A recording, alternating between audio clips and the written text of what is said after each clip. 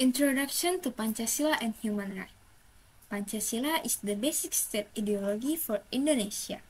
Pancasila comes from the Sanskrit language, consisting of the word panca, which means five, and sila, which means principle.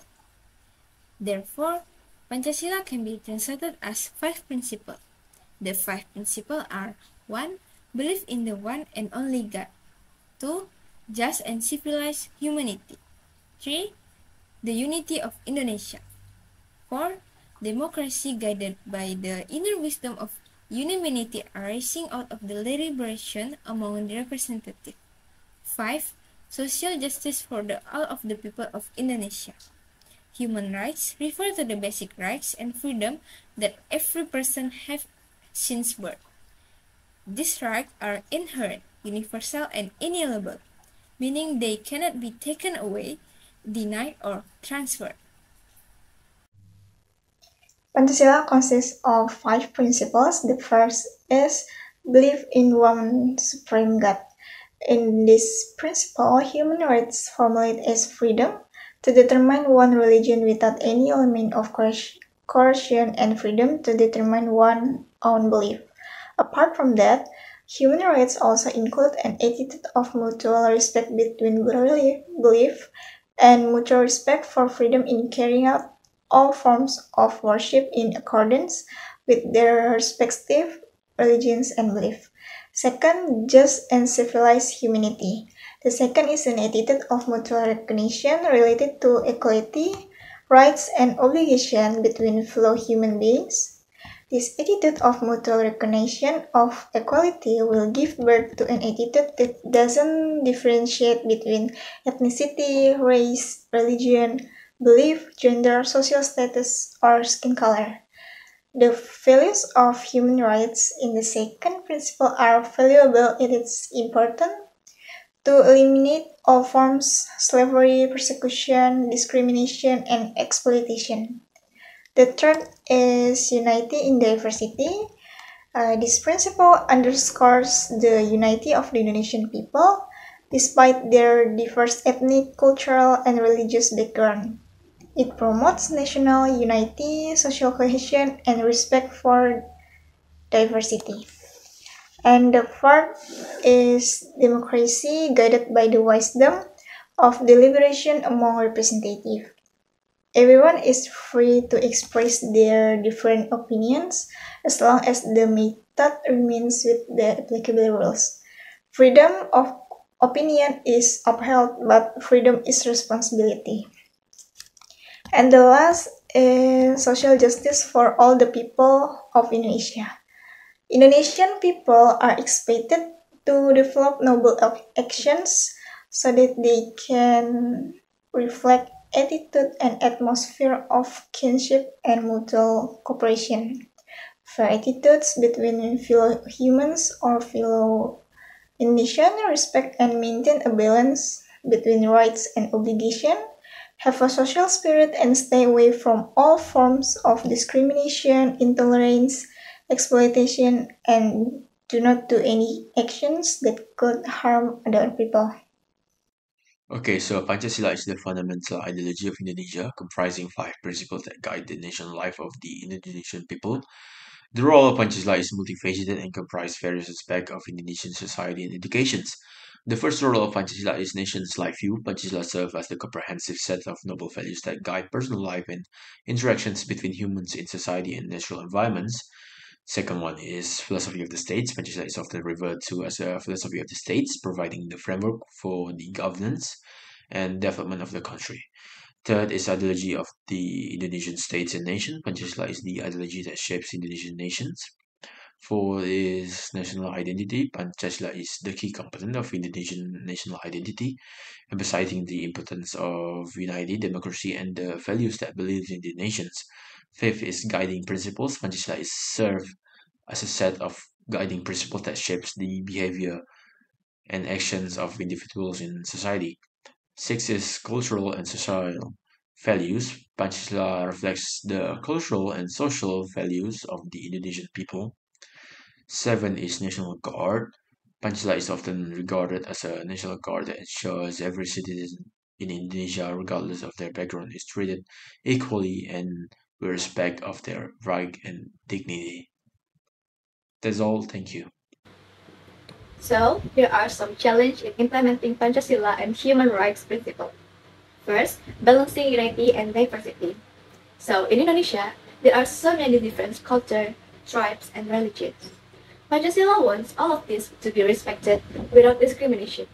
However, sometimes it is difficult to find the right way to make everyone feel appreciated while maintaining national unity. And of course, this is the one of the challenge in uniting diversity in Indonesia. The second is law enforcement and accountability.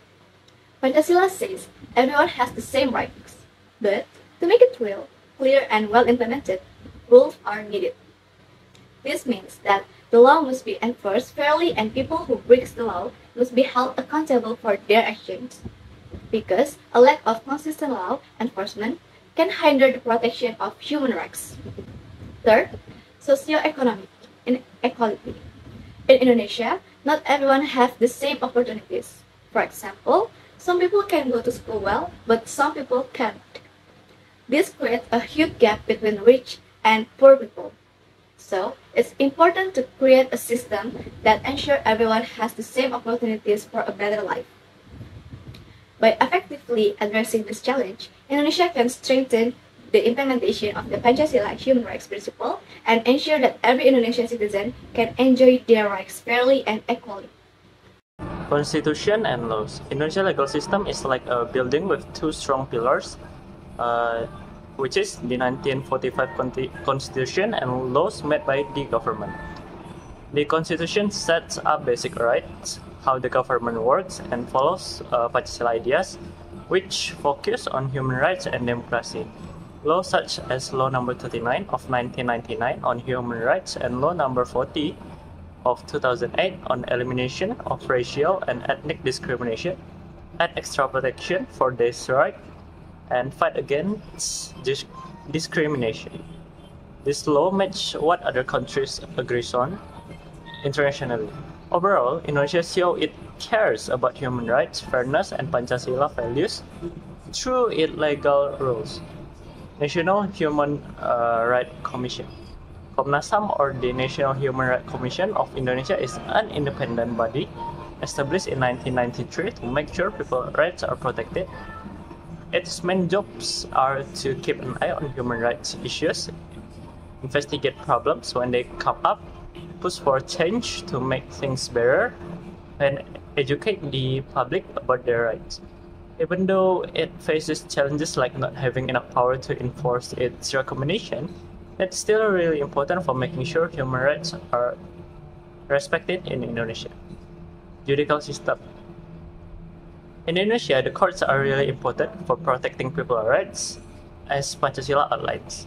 They make sure that laws are human rights are understood and followed. There are even special courts just for dealing with serious human rights issues, which focus on making sure those responsible are held accountable. However, there are challenges like making sure judges can make fair decisions without outside pressure, making it easier for everyone to access the legal system and dealing with a lot of cases at once. Still, the courts are key to making sure that human rights are more than just words on paper. They are real protections for people, showing Indonesia's commitment to fairness and Pancasila ideals.